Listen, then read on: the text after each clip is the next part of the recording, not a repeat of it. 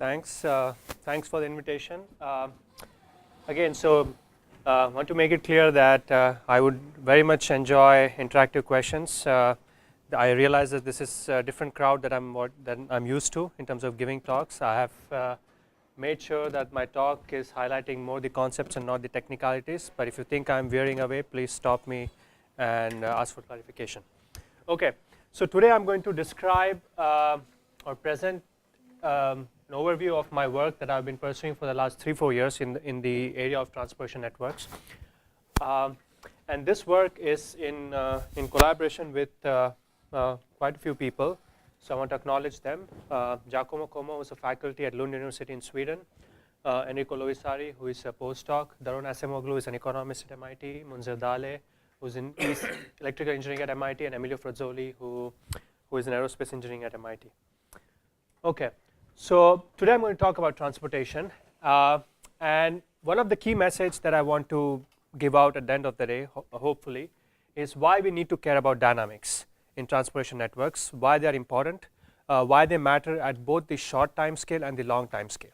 Okay, so in order to do that, I'll first motivate why we need to think about dynamics. Then I'll formulate a new dynamical model, first giving an overview of the drawbacks of the existing dynamical models, and propose a new dynamical model, and then present results on stability and robustness of these dynamical models. Okay, so where stability and robustness are with respect to disruptions. Then I'll adapt the general results that I'll develop in that context to more specific things that would be of interest to traffic engineers and transportation planners. For example, how can one take results from general analysis to design adaptive traffic signal control, or how to inform long-term planning of transportation networks while taking into account robustness as an important dimension into your planning procedure. Okay, and finally I'll conclude. So, so the main motivation for this work came from the realization that our infrastructure networks, one example is transportation system, are going to face increasing demand in the near future, and the rate of expansion of capacity is not going to keep up with the demand. So what that means is that many of our infrastructure networks are going to operate close to their capacity. And when you are operating a system close to its capacity, it becomes more vulnerable to disruptions. And you're already seeing that in many cases. For example, we know the famous 2003 blackout in the Northeast. I guess about a year or a half ago, there was a huge traffic jam in China, which lasted for 8 days. Supply chain, there was a recent news where disasters in Thailand caused shortage of electronic goods in the US. So these are just examples of the future, of what we are going to expect in future in terms of more frequent activities, where small disruptions in certain remote part of the system can create cascading effects and cause huge, large damage to the system. So, and this disruptions may be natural or could be malicious, right? So the key idea is we want to have a new way of thinking about how to operate these systems, these infrastructure systems, and how to plan them going forward. Okay. And here is a more concrete example. So this is a Google map of a section of Cambridge, Massachusetts, on a Monday evening commute time. Okay, so what you're seeing here, so this is MIT campus here. This is the Charles River. Okay, so what you're seeing is traffic behaving reasonably fine. So you see very little red areas in all of this map. Okay, but on an unfortunate day, when there was construction happening in certain critical parts of the city, you have a huge traffic jam, even in regions, even in parts of the city which are very far away from the construction zone. Okay, so this is just a simple example to show that cascading effects are real, and then they can have major impact on an infrastructure system. Okay, so my interest is in understanding how does a system go from this stage to this stage under disruptions, and how could we avoid such a thing from happening if it's possible. And a key point is not to just think about the final state of the system, but to think about the transient through which the system will evolve as it goes from its initial condition to the final condition. Okay, so your system is a dynamic entity, and if you want to have good performance from the system, you need to control it dynamically. That's the viewpoint that I want to get across in today's talk. Okay, so so just repeating that, so we want to think of infrastructure networks as dynamical systems. And once you have a nice, a coherent view of infrastructure networks as dynamical systems, you can now talk about stability and robustness of these systems using concepts from control theory, dynamical systems, and things like that. So that's what I'm going to present today. Okay, and the basic language that I'm going to talk is in terms of network flows. Okay, and I'm going to use very simple concepts from network flows to illustrate the difference of our work with respect to what is being done right now. So this is how this is network flow 101, if you may. This is how one would view planning or control of transportation network in general. Okay, so think of a simple transportation network where you have one origin and one destination, and every traffic wants to go from origin to destination by using one of the possible routes. Okay. Every link in this network, which corresponds to a road, a highway, or an urban street, has a maximum capacity on how much flow it can allow through it. Okay. Now, from an operation point of view, you want to find a feasible flow for this network. Okay. So what's a feasible flow? A flow is feasible if the flow on a specific link is less than the maximum capacity that's allowed through that link, and it has conservation constraints at the node. So every incoming flow is exactly equal to outflow. Okay, so all the current existing viewpoint for planning and controlling transportation is governed by this viewpoint. So you think of your transportation network as a network flow object, and you want to choose an appropriate feasible flow for a network which optimizes certain objects, certain criteria. For example, it minimizes social cost, where social cost is equal to the average delay that would be faced by the driver. So how do you apply tolls on specific links so that the resulting feasible flow is such that it minimizes the social cost? So that's the viewpoint of planning and of controlling. The criticism that I have with that viewpoint is that that's too static. Okay, so think of it. Let's look at this framework. Let's have a second look at this framework. Okay. So you see there is only one notion of flow associated with every link in this framework. Now if you think of transportation system from your everyday experience, the inflow to a link is not necessarily equal to the outflow, okay? Because the inflow to a link depends upon what's happening upstream of that link, and the outflow from a link depends upon what's the condition of the network downstream to that link. And these two quantities are not necessarily equal, and it's the difference between these quantities that give rise to dynamics. Okay. And these dynamics are important because they will influence the decisions of the drivers about how they will change their routes when they are commuting, which in turn will change the distribution of traffic. So it's not a given fact that such kind of dynamics will suppress. Okay? So taking a static viewpoint where you just take one variable per link as a good indicator of how that link is going to perform is in a way superb or very gross under approximation of the complexity that is involved in this kind of system. Okay. So what we want to do is move away from this viewpoint to a more dynamical viewpoint, okay, where my object, my transportation network, is not a static object, but it's a dynamic object. Okay. And just to again motivate what are some of the things that we're interested in, I'm going to show a few animations that show what kind of dynamics you can expect from this system. And many of these dynamics are quite natural to, I mean, we know this exists in transportation network, but I'm showing this animation so that we are on the same page about what kind of dynamics I'll be talking about in this talk. Okay, I hope that the lights don't interfere. Does this work? Okay. So in all of my in the talk, all the animations that I'll show, you will have a very simple network where you will have one origin, one destination, and several routes. So all the links have direction from left to right. Okay, so it's a very simple network, and all the traffic appearing here, and it wants to go here. So the first animation is very simple. What I'll show is a network which starts with a condition which is far away from an equilibrium condition. Okay, and for example, maybe there was an accident because of which there's a huge traffic jam here. And what you will see is when I play this animation, what happens to this network once the accident gets out and once the traffic is able to move smoothly. That's just a very simple kind of dynamics that you will see in real network. Okay. So I hope the colors are interesting. So what you will see is basically change of colors now, where the network after the incident has dissipated, it's just changing its traffic distribution. It's a very simple concept here. But the next some of the next animations that I'm going to show are going to be slightly more drastic. Okay, so this animation is going to show how the network is going to evolve under severe disruption, where there will be an accident or some incident because of which the capacity on some of the links will decrease, and you'll see a reduction in the width of some of the links, and that disruption is going to persist for a while.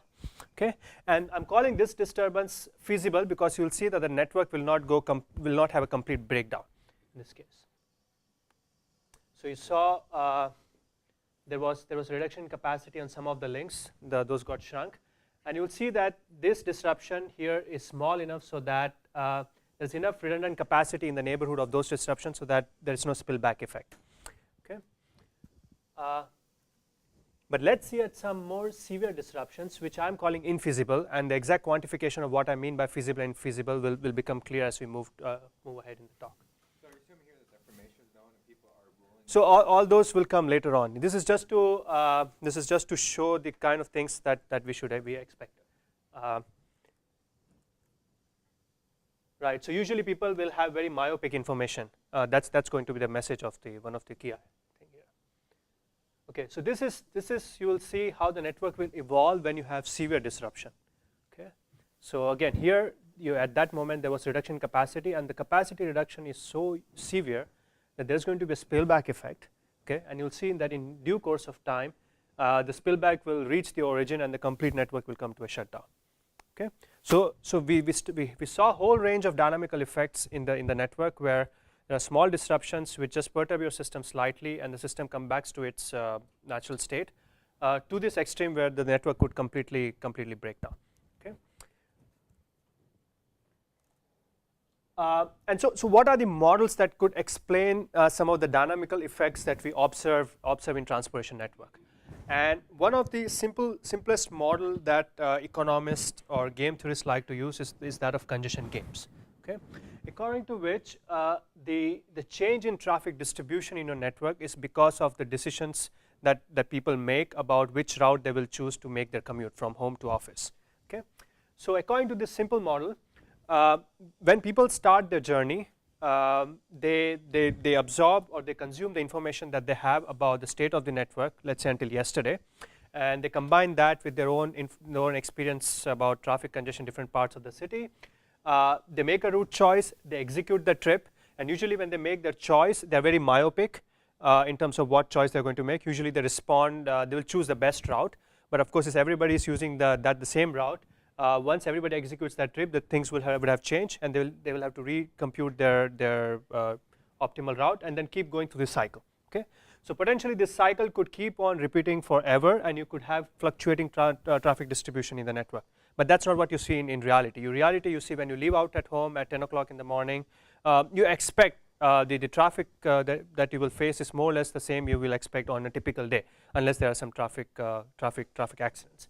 And this is quantified. This has been well analyzed, and it's known that under simple rules for update of route choice, this cycle will stop ultimately. Okay, in other words, there will be an equilibrium, and if there are small perturbations to the system, people will take that into account in their decision making, and the system will move to a new equilibrium. Okay, so that's the thinking. But is this thinking enough to capture all the dynamical effects that I presented a few slides ago? Okay, no, because within this framework, all the decisions by the people are made outside the network. Okay, so when people make a choice about which route they're going to take, they make that choice before they leave home.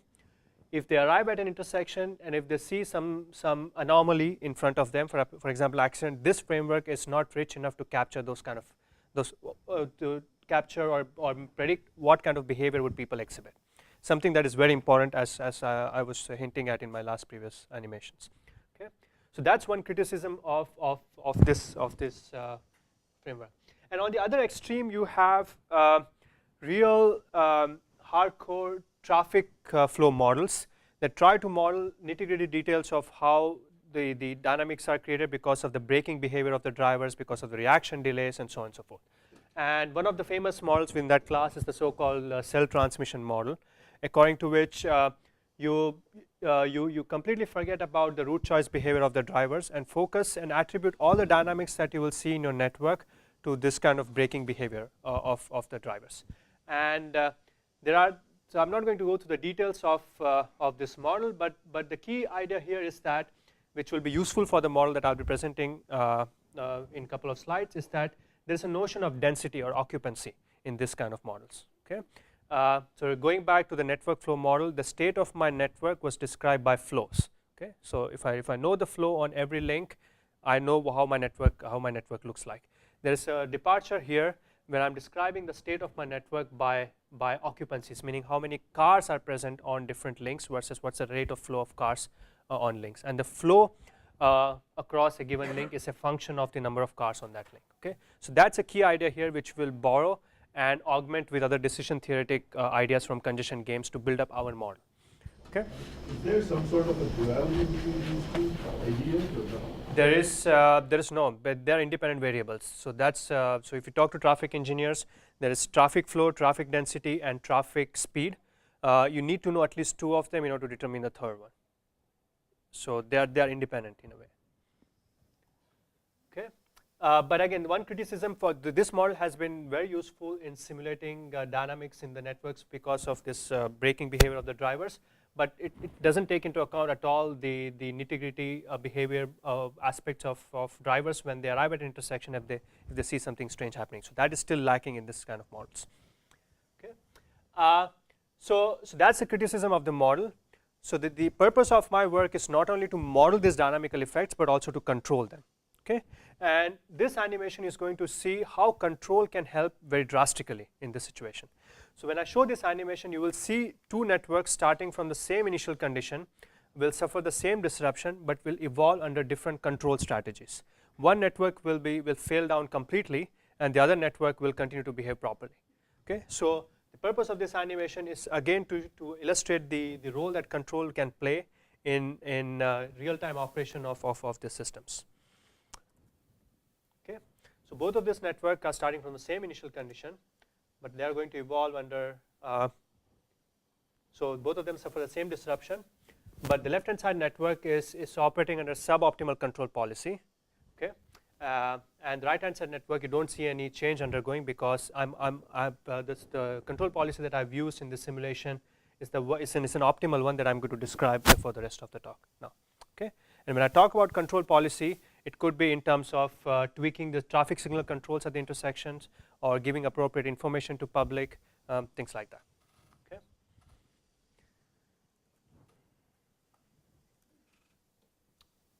Okay, and going back to the question that was raised about what kind of information do drivers have when there's a disruption? Do they take into account? Do they have access to information about the whole network when they're updating their decision?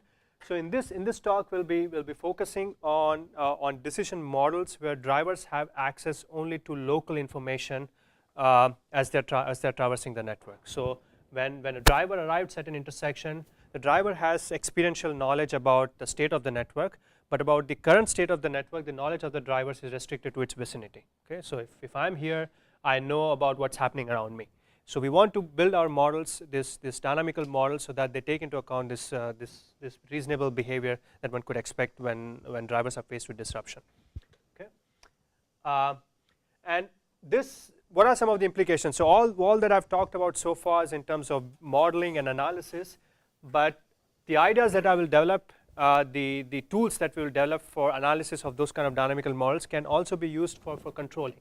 So what I'll show towards the end of the talk is how to use the analytical tools that we develop to design adaptive traffic signal control policies. Okay, so what is adaptive traffic signal control policies? They have to be contrasted with pre-timed signal control policies, where the amount of green light that you give to every intersection, every phase at an intersection is constant and independent of the occupancies on the links.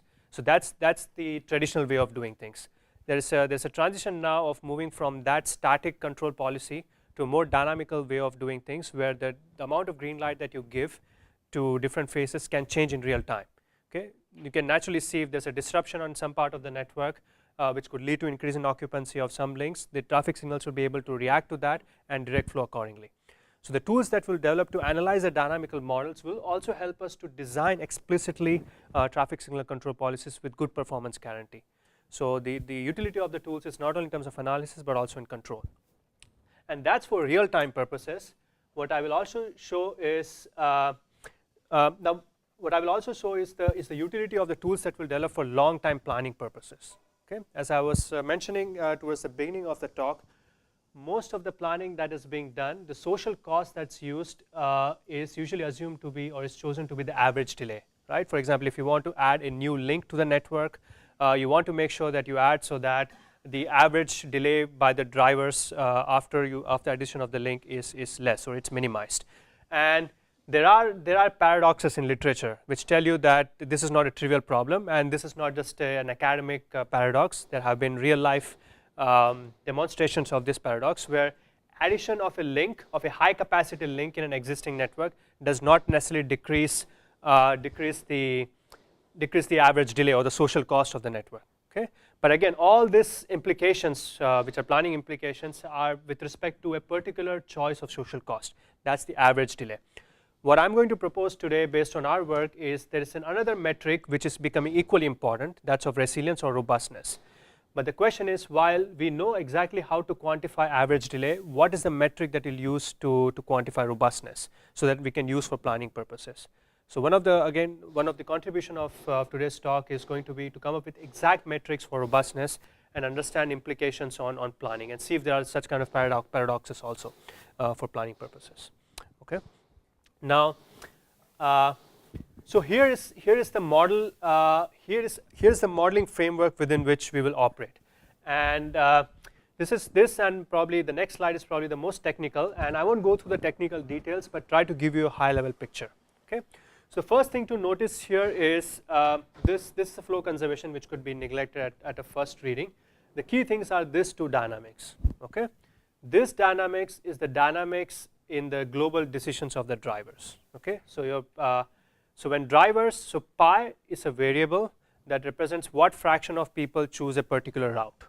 Okay, so if there are 10 routes in your network, pi will be a vector of dimension 10. Okay, so this equation describes how will the global decision of the drivers evolve in response to the traffic condition. Okay, so when I leave home, I consume the real-time information, I consume global information about what the traffic looks like with my app, read my news, ask my neighbors, take my experience into account, and come up with my optimal decision pi. And I start from my home towards my office with that particular choice in mind. So I have chosen a route and I'm following that route. Okay, but then when I'm traveling, the network has its own dynamics. Okay, and that dynamics are simple mass balance equations.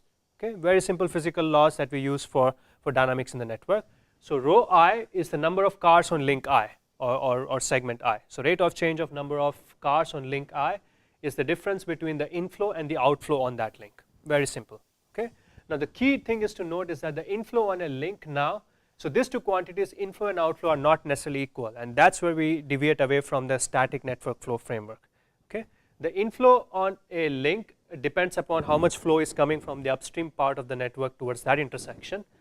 That is multiplied by a quantity which is representative of the local route choice behavior of the drivers. Okay, so this GI represents what fraction of drivers will choose link I at that intersection V when they have this information. Okay, when they have real-time information which is local, and they had global information which they had computed when they left home. Okay, so they combine their global, possibly historical information, combined with the local experience to come up with the decision right there at that point. Okay, that's the key differentiating feature of our model with respect to the existing congestion game frameworks or even the traffic flow frameworks. So in a way, we are combining two schools of thoughts here. Okay, so from one school of thought takes into account all the nitty-gritty details of the dynamics in your traffic, but just completely doing away with the route choice behavior of drivers. Okay, that deals with these traffic flow networks. And the other is this decision theoretic framework that does away with the traffic dynamics aspect and just focuses on the decisions of the drivers, and implicitly assumes that in between update of decisions, the network comes to an equilibrium. What we are doing here is combining these two school of thoughts and arguing that this is the right approach. This is a better approach to model dynamics in a traffic network. Okay. So the objective is to study how will the dynamics in the network, which correspond to the evolution of these row vectors, depend upon these decisions. G. That's why would the outflow depend upon pi? So pi, remember, it's an abstract variable. So pi is representative of what fraction of population has a propensity to use path 1, for example.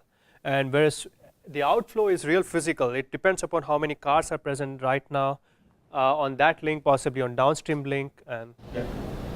Okay, so it doesn't matter what the next link is going to be. So in this framework, so I'll keep relaxing this feature. In this framework, it depends only on that link.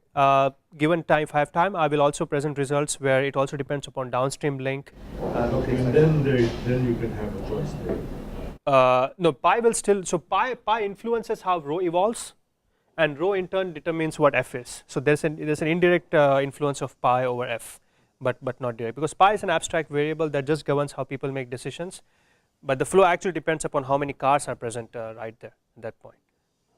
Okay, so for traffic engineers in the audience, this is the fundamental traffic diagram. If you know, it's a relationship between the flow on a link and the number of and the congestion on that link. So it's a standard concept in traffic engineering, for example. All right. So I want to just briefly cover some of the key network flow concepts that I'll be using to describe my results. Okay, describe results in terms of what kind of metrics that we'll be proposing for measuring robustness of network. Okay, and I'll describe those concepts using this example. Okay, so very simple network where I have one origin, one destination. Traffic is arriving at rate 2, constant flow of traffic. Okay, and on every link I have 2 numbers. Okay, the first number is the equilibrium flow on that link. Okay, and the second number is the capacity of the flow capacity of that link. And you can see the first number is less than the second number in all of those links. Okay, so this is a feasible distribution, traffic distribution of the network. Okay, and 2 gets split as 1 and 1, 1 gets split as 0.5 and 0.5. Okay, so you see this is a feasible flow distribution. So a couple of concepts about what is a capacity of a network. Okay, we all know that a network cannot handle more demand than its capacity. We know it intuitively, that's true, but how do you actually quantify capacity of a network? Okay, now in order to understand capacity of a network, you need to know what's capacity of a smaller object, which is a cut. Okay, so what's a cut? Cut is a collection of links which cuts your origin from the destination. Okay, so one cut, it consists of these 2 links, because these 2 links cut your origin from the destination. So capacity of a cut is the sum of the flow of capacities of the links which comprise that cut. Okay, so in a way it's one cross section of your network. Okay, so a network capacity is the capacity of the smallest cross section or the weakest cross section of your network. Okay, so in this network I have 2 cross sections, one is this one and one is that one. So in order to compute the network capacity, you compute the capacity of this cut, capacity of that cut, take the minimum of that, and that's your network capacity. And that makes sense because I cannot push more flow through a network more than the capacity of the weakest cross section of that cut. Okay, the other concepts which are novel from our work will be useful for understanding concepts of robustness in presence of disruption. Okay, remember what does disruption do ultimately? It removes capacities from some of the links. So the quantities which will help you to determine if the new network will be able to handle the load are the residual capacities, if the new network has enough capacity left to handle the new load. So residual capacity of a link is the difference between its original capacity minus the equilibrium or the flow that was flowing through it before the disruption, for example. So for this particular link, it's the residual capacity is 0.5. Okay, so that's how much disruption it can handle in a way. Okay, the residual capacity of a node is the sum of the residual capacities of all the links near that node. Okay, so for example, the residual capacity of this node is the sum of the residual capacities of these 2 links, which are 0.25 and 0.25, that's 0.5. Okay, and the residual capacity of the whole network is the network capacity minus the inflow. Okay, so network capacity which we computed here minus the inflow. That's how much capacity is still remaining in the network that a disruption can take away, possibly without damaging the network. Okay, so these are the intuitive concepts that will help us to frame notions of robustness.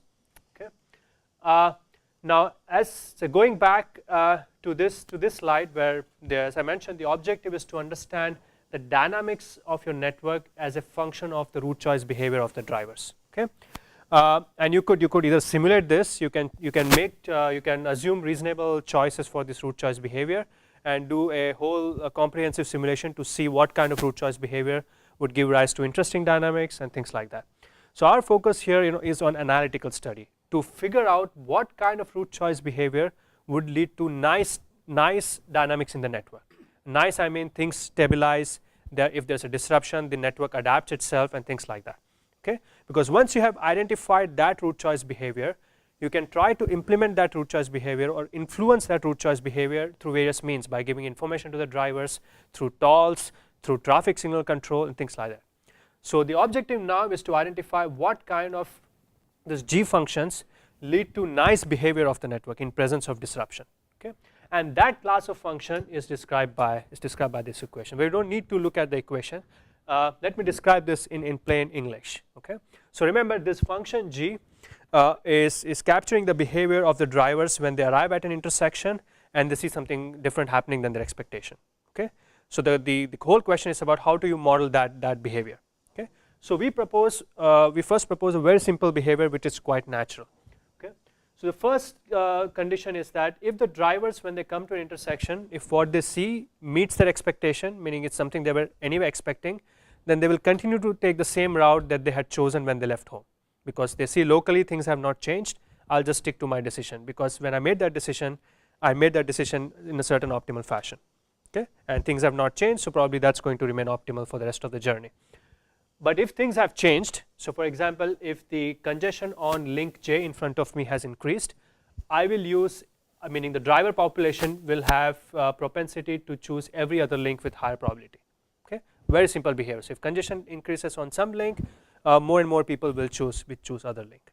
Okay, now of course one natural question where a decision theory person would ask is, you have identified this class of decision policy by their properties, but is there a concrete example which satisfies all these properties? Okay, so the kind of decision models that we are used to are logit models, for example.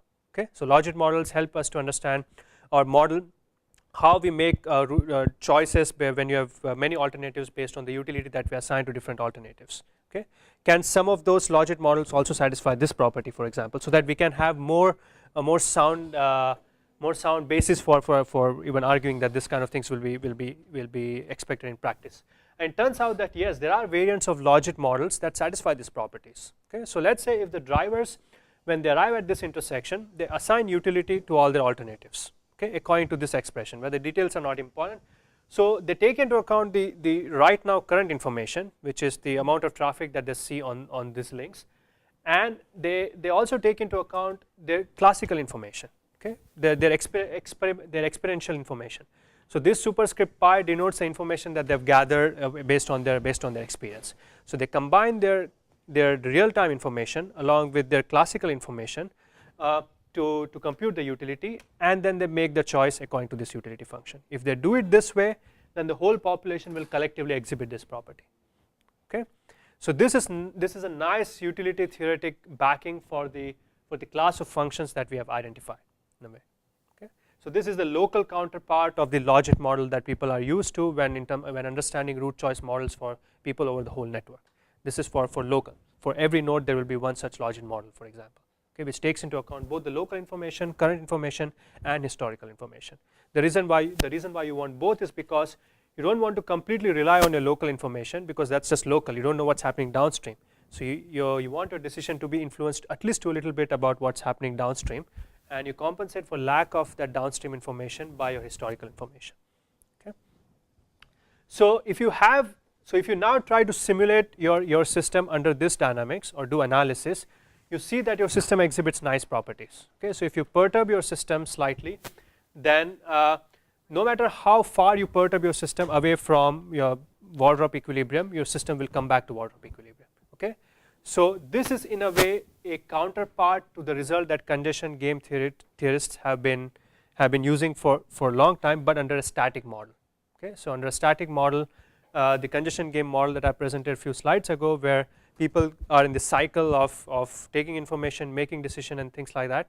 That was a static model because that didn't take into account all this traffic dynamics. But even if you take into account the traffic dynamics, and if people behave according to that G star behavior, then the network is going to still converge to a Waldrop equilibrium. That is, your network is going to be stable when you have small perturbations. If your system is stable at an equilibrium. If there's an accident and it gets out quickly, system will come back to at equilibrium.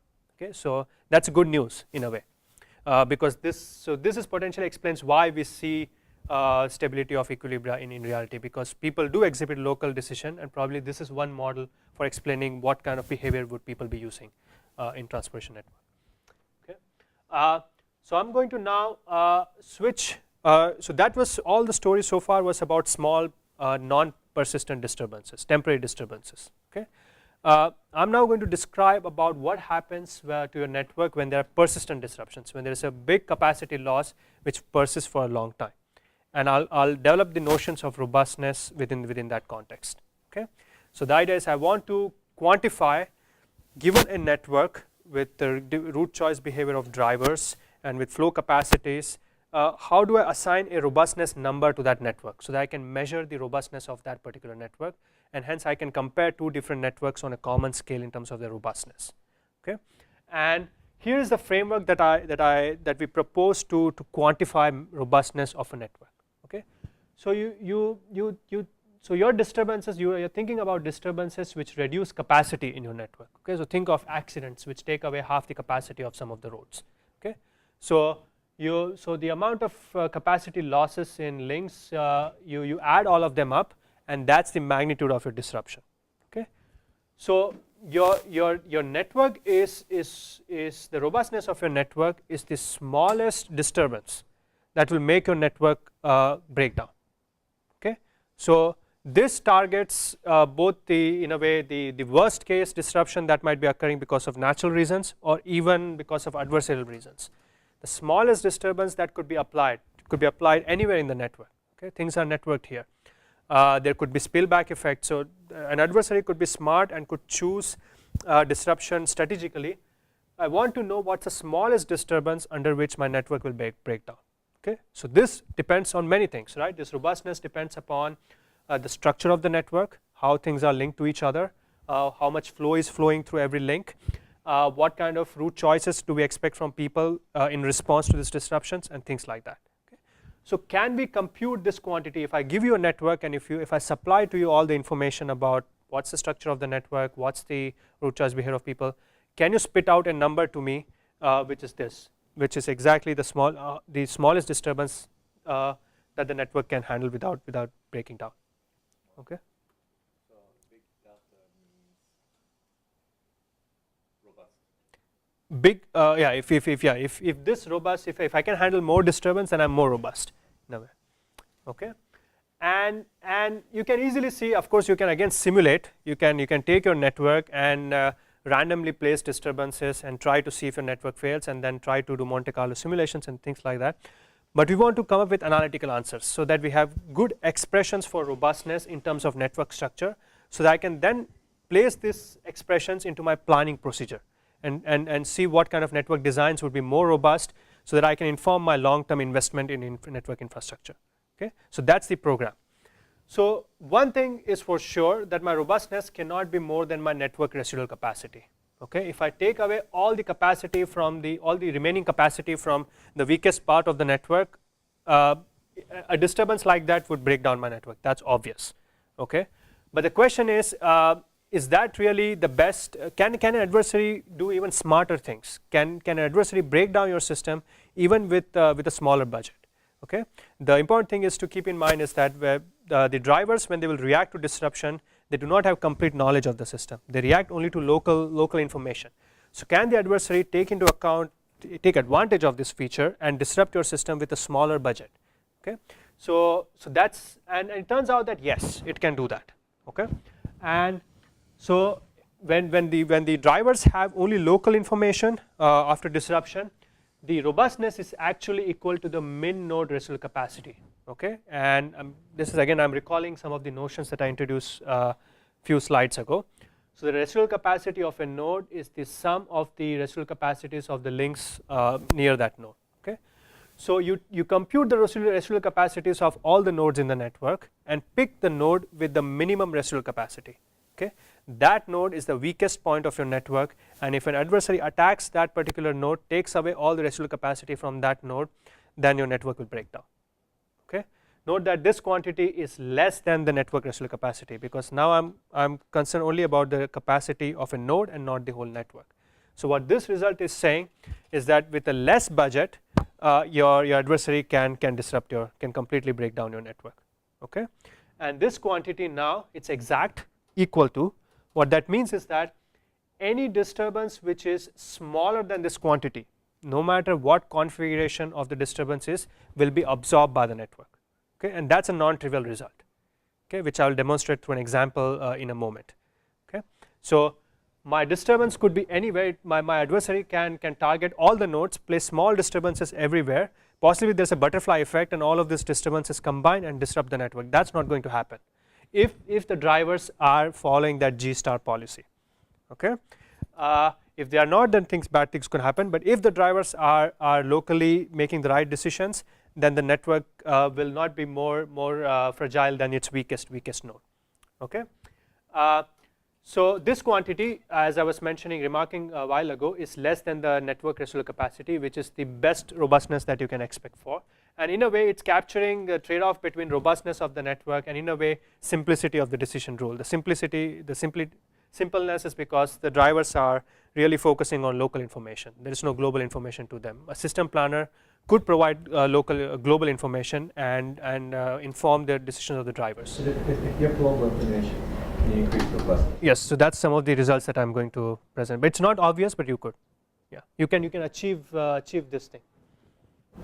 So will the result be something like to find the minimum cut from the residual network then? Yeah, that's the same as taking my original cut and reducing. Yeah, but that's the maximum you can achieve. But the thing is that you could possibly achieve that if you had global information. But if you had only local information, as this result shows, it will be less. You take cut around nodes. But one direction is obvious, meaning if I apply a disturbance greater than this node, then obviously the network is going to fail. But the non-trivial result which I'm going to illustrate is if I apply a disturbance which is less than this quantity, but which could be spread around in the network, even then the network will absorb it. Okay, that's a non-trivial. So let me get away straight to that point. Okay, so here is a numerical example to illustrate those results. Okay, so it's the same network, similar network that I used to explain some of the network flow concepts. Okay, again the two numbers mean the equilibrium flow on that link before the disruption, and the second number is the maximum flow through that link. Okay, so if you crunch the numbers here, the minimum node residual capacity comes out to be 0.75, and this is the node with the minimum node residual capacity. Okay, so the previous result said that if I apply a disturbance of magnitude less than 0.75, then my network should be able to absorb that shock if my drivers are taking that G star decision. Okay, what I'll show is what happens if the drivers are not making G star decision but some suboptimal decision. Okay, some of which will be obviously kind of stupid, but some of which will be not so stupid, and that's a critical point here. Okay, so let's start with a stupid behavior, stupid reaction of the drivers, which is the drivers don't even react. Okay, they're passive. That's obviously a stupid one, because so if I apply disturbance 0.6 to this link, so 2 gets reduced to 1.4.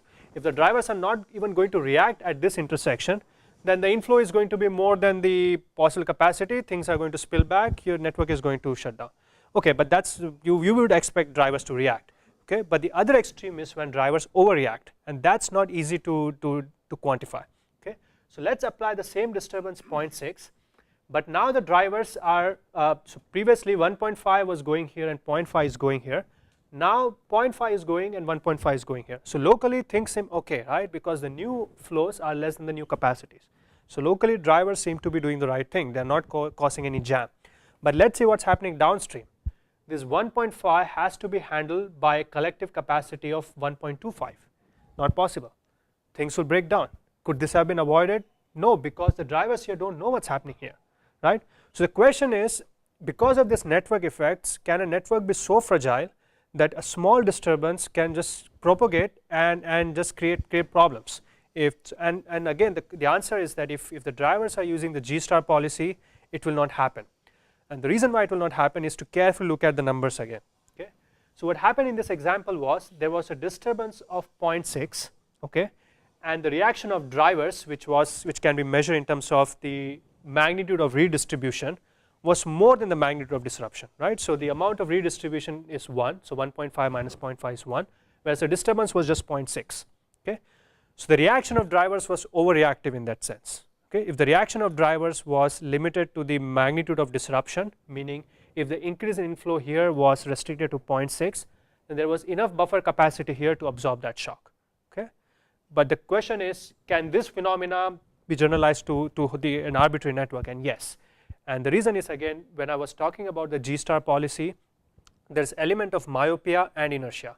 The drivers will react because they are reacting to real-time information, but they're not overreacting because they are being tempered by their classical information. They're not being completely swayed by changes that are happening just in front of them.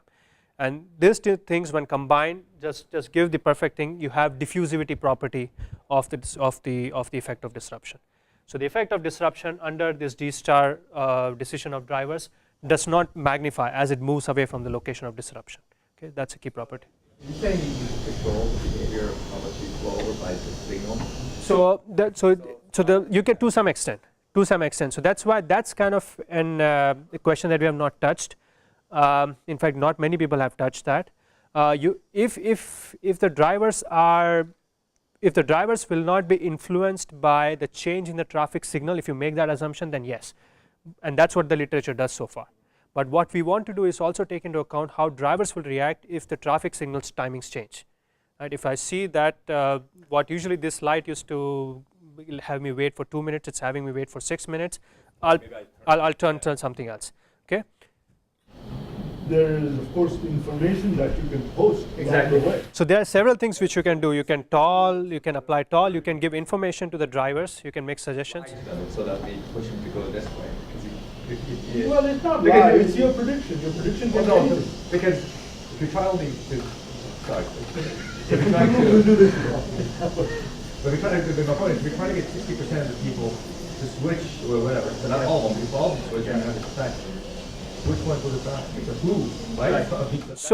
So there are many ways to read this result. One way that I like to think is this is a fundamental limit. I mean, you cannot have more robustness this, meaning if people were behaving the way you wanted, you cannot have more robustness than this. But you have to do experiments and see actual what's the G policy that drivers are using and recompute the robustness using this. But from a planning perspective, I think it's important to know what's the limit. How much robust can your system be? And this is the limit. That's how you're going to get the split. That's the other question. So I address that to some extent when I come to adaptive traffic signal control part quickly. But again, I'll make an assumption that here for now, the drivers are not going to change their behavior because of that. Okay, but that's something that we're working on right now. Okay, and there are limits. You cannot achieve G star. We see that. Okay, so I want to move. I want to quickly run through the next slides, next two slides, because I do want to get to the traffic signal control and the planning part, implications of all these results on that. So the key message here is that yes, this is nice. You know the fundamental limit when drivers will apply that G star policy, but still, as I was mentioning in my previous slide, this quantity is less than what you could achieve if you had complete global information and things like that. So if by having global information or by using some kind of other routing policies locally, can you close this gap? That's a question. Okay, and so the next couple of so let me skip this slide, but so this is kind of a heavy slide, but I would rather have you read this sentences here than the equations. Okay, so in the framework that I was considering so far, until the drivers arrive at an intersection, they do not know what's happening beyond that intersection. Okay, which maybe in highways when you have interchanges, maybe to some extent that makes sense, because for most of the time until they reach the exit, they will not know if there's jam and things like that unless there's a spillback. Okay, but in urban streets, people can react to downstream congestion even before they reach an intersection. Okay, so in other words, your local behavior can not only be in terms of routing, but can be in terms of flow control. People could slow down, for example, or you could make them slow down by posting signs up here. So if you have additional control authority, meaning if you can control not only the splitting of the flow, but also the rate at which flow is moving intersection, again by using local information, you can close that gap. That's a result here. So again, you don't need to have global information, just use local information, but you have this additional way of controlling behavior of traffic where you slow down traffic according to some policies, which I won't go into the detail. But that's a key additional mechanism that you can tap into and that's something that traffic signal control can do, for example. It can give more red light to a particular approach if there's a queue building up upstream, downstream from that. And that's exactly where I'm going to go next, meaning all that I have said so far is in terms of analysis. Okay, if the drivers did this, then things would be nice. Okay, but what are the implications of some of those things on actual control policies? Okay, so I'm going to describe the implications of those things on traffic signal control. Okay, so this slide is on how things are done right now. This is how I teach my undergraduate students how traffic signal control is done. Okay, so this is a one slide overview. Okay, so you take a particular intersection. This is one of a standard intersection. Okay, and there are certain things called phase. Okay, so a phase is a collection of non-conflicting movements through that intersection. So let's say in this intersection you have 4 phases. Where the first phase, when the first phase is on, you will have this left turn and this left turn. In the second phase you will have this, and similarly phase 3 and 4 for the other direction. Okay, so the number of phases and the structure of the phases is predetermined, and the only thing that you have to now decide is how much time that you allocate to every phase. Okay, so that sequentially the same cycle will keep on repeating. That's how traffic signal control is done traditionally in a pre-time setting. Okay, and so this is how it is done. Okay, the important thing is to remember the structure of this expression when compared to what we are proposing. Okay, so the way it's done, the traffic signal timings are fixed. Okay, and the way the times are determined is you take a particular phase. Okay, let's say this phase. So again, the numbers, the first number here is how much flow is arriving per hour on that approach, and the second number is what's the capacity of that particular lane. Okay, so you take the two components, 2 movements that you have in your phase, you compute the critical flow ratio of that phase, and that fraction is the fraction of the total time that you will dedicate to that particular phase. Okay, that's how things are done. Okay, now this is clearly suboptimal in many different ways. Okay, because first of all you need to have information about this arrival rate, which could be changing with time. You have to constantly collect data to keep getting better estimates of let's say if something happens upstream. This policy which is completely static will be severely suboptimal. Okay, but one interesting result that we have is you can deal with those problems, but just by making a simple modification in how we allocate green times, and that comes from our analysis. So instead of doing this, do this. Okay, so instead of computing the flow ratios, you compute occupancy ratios. What is occupancy? Occupancy is the number of cars that are on a link. Okay, that you can measure in real time. There are sensors, sophisticated sensors, which can give you real time good estimate of how many cars are present on a link. Okay, so you replace your arrival rate by the occupancy. Okay, and redo that procedure again.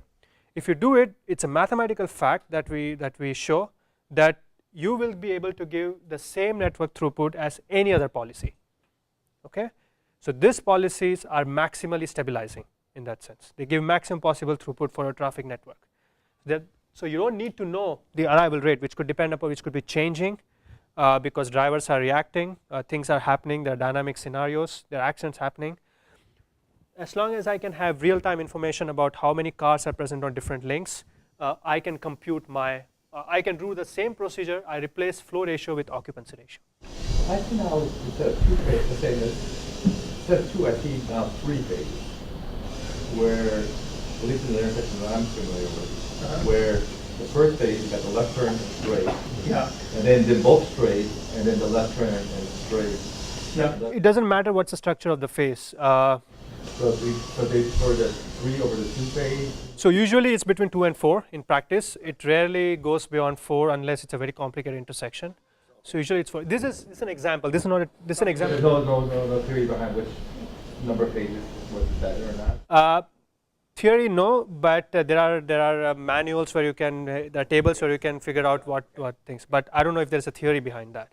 Possibly it will come out from the analysis that we are doing now. Okay. The maximum is 8. Right? Maximum is 8. Yeah. It rarely ever goes above 8. Yeah. But even in 8, most of the time you don't implement all the 8. You implement 2 phases simultaneously if they are non-conflicting. So rarely you have all the 8 phases activated separately. Many times you have them activated simultaneously. But this also doesn't account for the fact that you could you could switch things around. If you've got more than 2, Yeah. right? If you've got 4, let's say, then the sequencing of those phases could make a difference. Good. So that's possible here, right? So for example, the occupancy becomes 0 on some lanes. That phase will not be switched. That will completely skip. So it's completely within this. Even if there's 1, you can have one where it says 1, I'm not going to skip you, never really know that people do that. So that could be a special case of this analysis here. Okay. So this is just one example of how you can design control policy based on the analytical tools that we have developed. Okay. Now that's for real-time control. This is now the last couple of slides are on the implications of this robustness results that we have on planning. Okay. So here's my view of how planning procedure would work if you take into account just robustness. Okay. Now that we have metrics for robustness, right? So remember, this min node residual capacity or the network residual capacity are metrics for robustness of a network in terms of its structure, in terms of the flow through the different links, the root choice behavior, and things like that.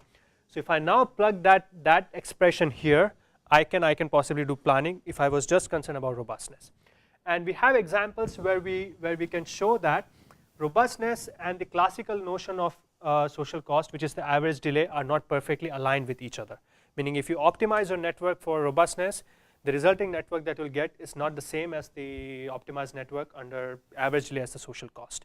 Okay, and so the message is that you should have some good combination of this too. But to push that point further, let's look back at the Brace paradox and see how that plays out when you use robustness as your social cost. Okay, so for those of you in the audience who are not familiar with this, there's a paradox called Brace paradox in transportation, which in short says that addition of new links in your network does not necessarily decrease the average delay faced by the drivers. And here's a simple cartoon to explain that. Okay, so imagine that your network initially looks like this. Okay, so it's symmetrical so everybody wants to go from V0 to V3. Okay, and it's symmetrical in the sense that there are 2 routes. If I take the first route, the upper route, I have to first go through a high capacity lane and then through a short capacity lane. Okay, and when I go through the bottom, I have to go through the short capacity lane and then the high capacity lane. You see, things are symmetrical, so half of the population chooses this and half of the population chooses this. Okay, so let's say now I'm thinking of adding a new lane, a high capacity lane between V2 and V1, going from V2 to V1. If I do that, now there is a possible route which goes like this, that's all the way high capacity. So everybody will follow that.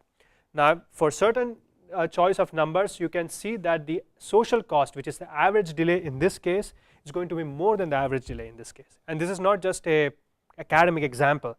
There have been examples. If you open Wikipedia and search for Brace paradox, there have been cases in New York City, in South Korea, where it has been observed that when you open a new street, make a street from one way to two way, you observe this phenomena. Or if you shut down some streets, then actually the congestion decreases. So this is an actual phenomena. Okay, so this has an interesting implication from planning perspective. If your social cost is average delay, because now you want to choose the new links very judiciously, because your budget is constrained, you cannot be just arbitrarily assigning, opening new links, constructing new links. You have to take into account these effects. Okay, but that's when your social cost is average delay. What if it's robustness? Okay, this kind of paradoxes do not exist. Okay, in general, the more capacity you add to your network, the more resilient it is.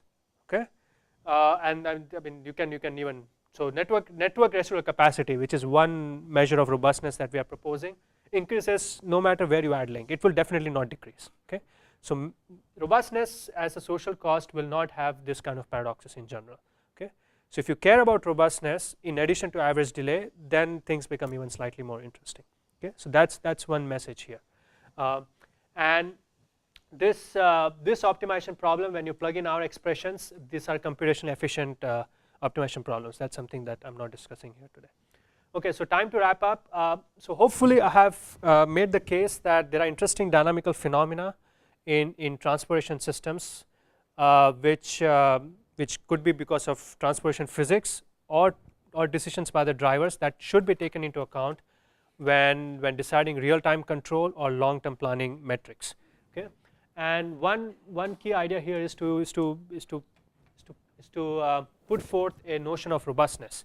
Since resilience is becoming an increasingly important aspect of design, this metric could be used as a relevant metric for planning to incorporate elements of robustness into your network design. And we showed specific application of these general tools for concrete things like adaptive traffic control and social planning problem, network design problem. Future work, we are in talk with Los Angeles Department of Transportation right now and Southern California Association of Government to translate these ideas of adaptive traffic signal control to the city here. The city of Los Angeles is great in the way that they have their own in-house adaptive traffic signal control, so it's easy to make modifications if you can convince them. And Southern California Association of Government writes books for planning which are binding for government, for example. So we are in talk with them. We'll see how that goes. It would be interesting to see how these ideas carry forth when you have heterogeneous networks, intermodal networks, including freight, air, waterways, things like that. And the dynamics are not just restricted to transportation. They're restricted to all sorts of infrastructure networks. And really, because resilience is becoming pervasive, an important concept in this, I think there's a room there to translate these ideas to other infrastructure networks. And I'm teaching a class in spring 2014 on some of these things. That's just a small add. So with that, I'll conclude my talk. Thanks for attention. I'll be glad to answer questions. Thank you.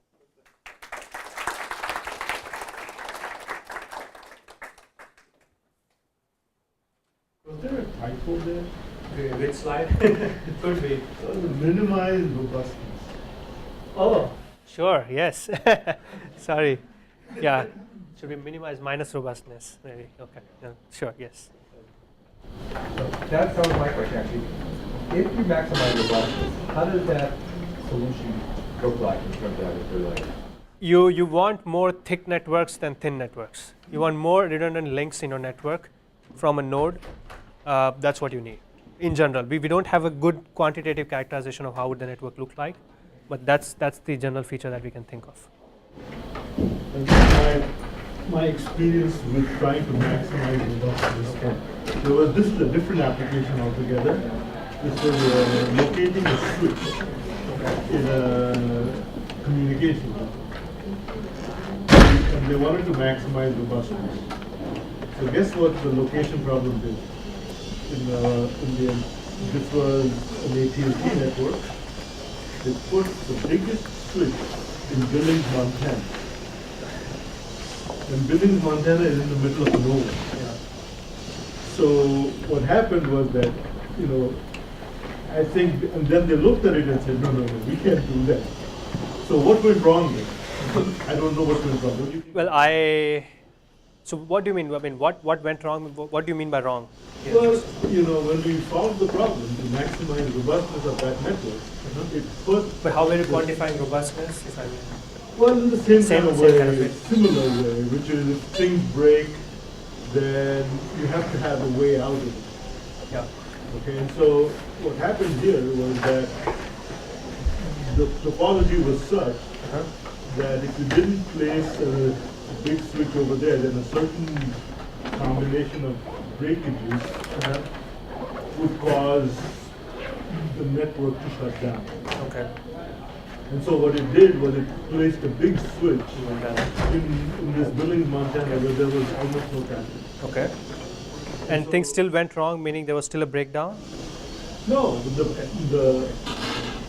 planners looked at it and said, no way, we're not going to do this. So they didn't implement it. They didn't implement it. So they started out by saying, let's get a robust network done like this. And when it actually came up and said, do this, they said, no, we won't do it. I see. So is there such a thing also possible, meaning you said that the Bayes paradox is not possible?